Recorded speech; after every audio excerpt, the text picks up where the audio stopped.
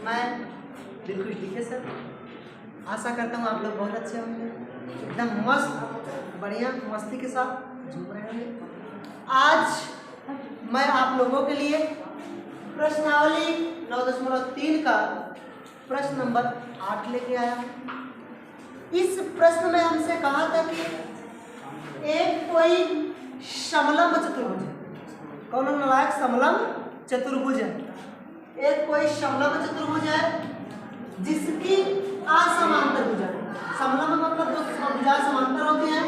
मैं मान लिया ए बी समांतर है सी डी, जिसकी असमांतर भुजाएं बराबर है, अर्थात ये वाली भुजा इस वाली भुजा की क्या है, बराबर है। ये हमें प्रश्न में बता दिया गया है। जिसकी असमांतर भुजाएं क्या है, बराबर है, तो हमें सिद्ध करना है कि यह एक चक्रीय चतुर्भुज है। चक्रीय चतुर्भुज होने का मतलब जिसके समूह कोण का योगफल क्या हो, 180 अंश हो, तभी तो चक्रीय चतुर्भुज होगा, नहीं तो चक्रीय चतुर्भुज नहीं होगा। अगर ध्यान से देखा जाए, अगर इसका एक हम विकर्ण खींच ले, समलंब के विकर्ण, क्या खींच ले, विकर्ण।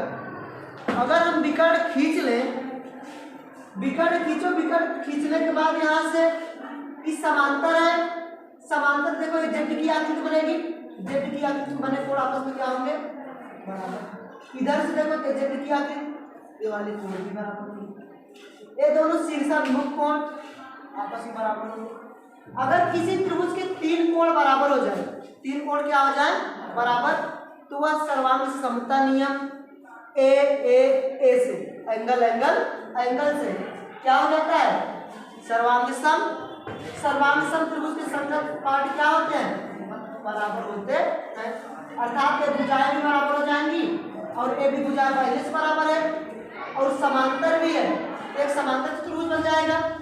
समांतर चतुर्भुज बनने के लिए समांतर भुजा है और ऊपर आमने सामने की भुजाएं भी बराबर हो रहेंगी, समांतर चतुर्भुज।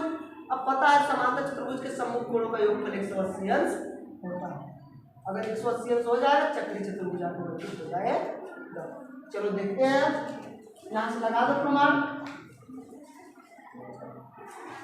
अब यहाँ से देखोगे त्रिभुज ए बी ओ तथा सी डी ओ में, त्रिभुज ए बी ओ तथा त्रिभुज सी डी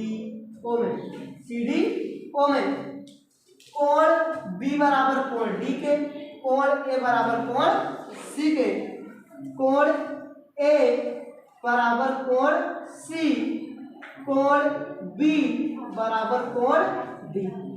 ए वाला बराबर सी के, बी वाला बराबर डी के।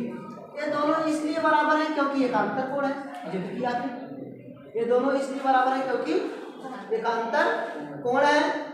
कौन से कोण है, एकांतर कोण है। कौन से कोण है, एकांतर। देख रहे हो जेड की तरह बने हैं, रखते हुए कोण यही है, ये दोनों एकांतर कोण है। एकांतर कोण आपस में क्या होते हैं, बराबर होते हैं। एकांतर कोण आपस में क्या होते हैं, बराबर। तीसरी देखो, ये जो कोण ए ओ बी बना है और सी ओ डी, ये दोनों बराबर होंगे, शीर्षाभिमुख कोण। लिखोगे कोण ए ओ बी, जिसकी चर्चा हो बीच में, वो की चर्चा तो कहाँ है, बीच में, बराबर कोण सी ओ डी, सी ओ डी। ए इसलिए बराबर है क्योंकि शीर्षाभिमुख कोण है, शीर्षाभिमुख। आगे आप लिख लेना कोण है, शीर्षाभिमुख कोण है। 1 2 3, अगर किसी त्रिभुज की 3 शर्तें बराबर तो किसी ना किसी सर्वांग समता नियम से सर्वांग सम हो ही जाएगा। अब यहाँ से इसमें एंगल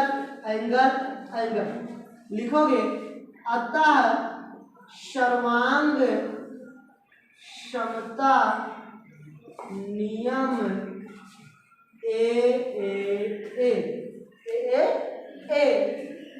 से एंगल से त्रिभुज ए बी ओ सर्वांग सम होगा त्रिभुज सी डी ओके। इसलिए इसलिए इनकी संगत भुजाएं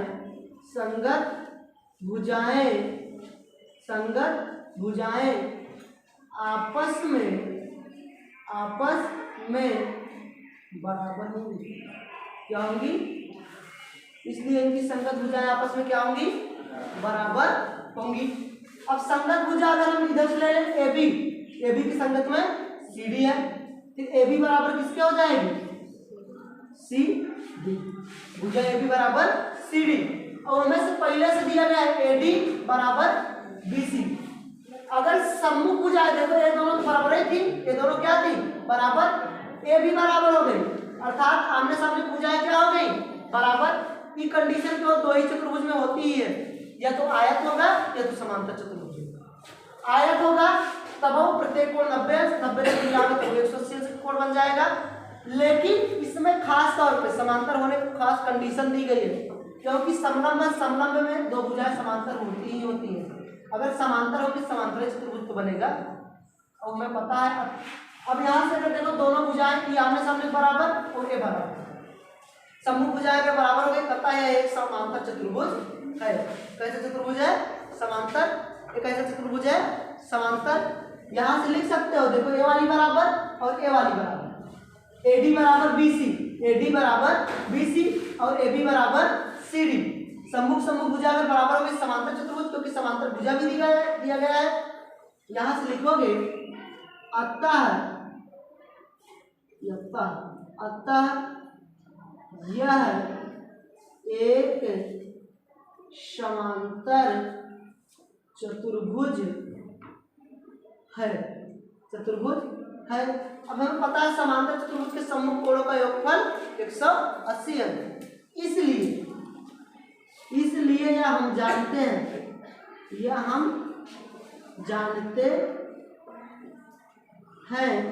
समांतर चतुर्भुज के सम्मुख कोणों का योगफल 180 अंश होता है। समांतर चतुर्भुज के सम्मुख कोणों का योगफल 180 अंश होता है। इसलिए ये जो कोण A और प्लस C है, A प्लस C पूरा मिला कितना हो जाएगा? 180 अंश। तो कोण A प्लस कोण C बराबर 180 अंश, और ये जो कोण B है और D है ये मिला के कितना हो जाएगा? 180 अंश। कोण B प्लस कोण D बराबर 180 अंश। अब पता होगी प्रमेय नंबर 9.12 जो पढ़ाई गई थी 9.12 यदि किसी चतुर्भुज के सम्मुख कोणों का योगफल 180 अंश हो जाए तो वह चक्रीय चतुर्भुज होता है। यहाँ से लिखो जाता है प्रमेय नंबर इतने से, अतः प्रमेय 9.12 से यह एक चक्रीय चतुर्भुज होगा। चक्रीय चतुर्भुज होगा। कौन सा चतुर्भुज होगा? चक्रीय चतुर्भुज होगा। क्योंकि देखो अगर इनके सम्मुख कोणों का योगफल 180 अंश आ गया दोनों तरफ से, किसी भी चतुर्भुज के अगर सम्मुख कोणों का योगफल 180 अंश आ जाए तो वह चतुर्भुज एक चक्रीय चतुर्भुज कहलाता है। ऑटोमेटिक वह चक्रीय चतुर्भुज बन जाएगा। इनका योग आया, एक ऐसे चतुर्भुज हो गए चक्रीय चतुर्भुज हो। सिंपल सा एकदम साधारण सा नियम। केवल एक बार इनको सर्वांग सम सिद्ध करना। संगत भुजाएं बराबर होंगी, ये तो पहले से बराबर दिया गया है। अगर हम सम्मुख भुजाएं बराबर होंगी समांतर चतुर्भुज हो गई होगा, या तो आयत ही मान लो सम्मुख भुजाएं बराबर हुई तो आयत के भी तो दोनों कोण 90-90 अंश होते हैं। 90-90 मिलाओगे तब वो 180 अंश होगा। अगर दो कोणों का योगफल 180 अंश आ गया तो चक्रीय चतुर्भुज, और चक्रीय चतुर्भुज हमें सिद्ध ही करना था। कहाँ तक सिद्ध कीजिए? चक्रीय चतुर्भुज है तो सिद्ध हो गया। ऐसे प्रश्न इतना सिंपल सा।